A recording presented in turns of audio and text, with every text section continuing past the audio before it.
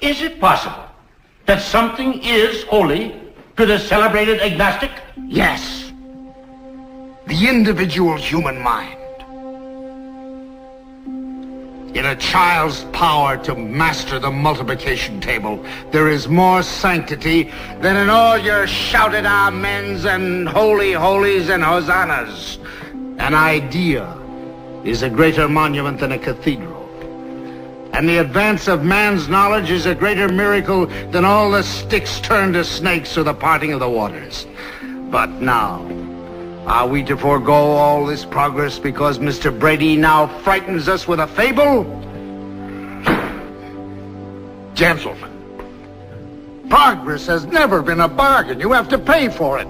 Sometimes I think there's a man who sits behind a counter and says, all right, you can have a telephone, but you lose privacy and the charm of distance. Madam, you may vote, but at a price. You lose the right to retreat behind the powder puff or your petticoat. Mister, you may conquer the air, but the birds will lose their wonder, and the clouds will smell of gasoline. Darwin took us forward to a hilltop, from where we could look back and see the way from which we came. But for this insight and for this knowledge, we must abandon our faith in the pleasant poetry of Genesis. We must not abandon faith. Faith is the most important thing. Then why did God plague us with the power to think? Mr. Brady, why do you deny the one faculty of man that raises him above the other creatures of the earth? The power of his brain to reason. What other merit have we?